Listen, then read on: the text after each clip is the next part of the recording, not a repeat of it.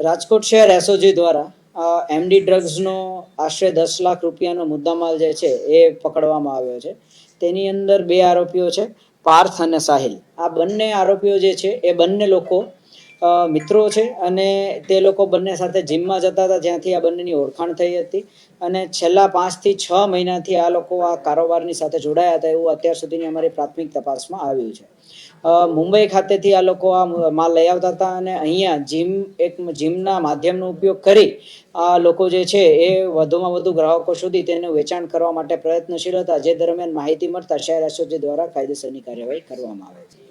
અત્યાર સુધીની તપાસમાં એવું છે કે આ લોકો જે છે મુંબઈથી જ ત્યાં માલ લાવતા હતા. એ મુંબઈના જે આરોપીઓ જે છે તે લોકોની માહિતી મેળવી અને તે લોકો વિરુદ્ધ કાયદેસરની કાર્યવાહી કરવા માટે હાલ અમે લોકો પ્રયત્નશીલ છીએ. ખાસ કરીને યુવા પેઢીને અમારી નમ્ર અપીલ છે કે આપ સૌ લોકો જે આ ડ્રગ્સનું જે દૂષણ છે તેનાથી દૂર રહો. કોઈ પણ જગ્યાએ ક્યાંય કોઈ પ્રેશરમાં આવીને આ પ્રકારના નશાઓ જે છે એ આપ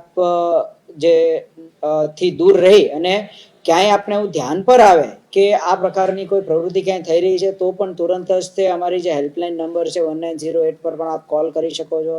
રાજકોટ શહેર ક્રાઇમ બ્રાન્ચ, એસઓજી અને પોલીસ સ્ટેશન છે ત્યાં પણ આપ સંપર્ક કરી શકો છો. આપનું નામ જે છે સંપૂર્ણપણે ગુપ્ત રાખીશું અને આપની માહિતીના આધારે અમે લોકો આગળ કાયદેસરની કાર્યવાહી કરી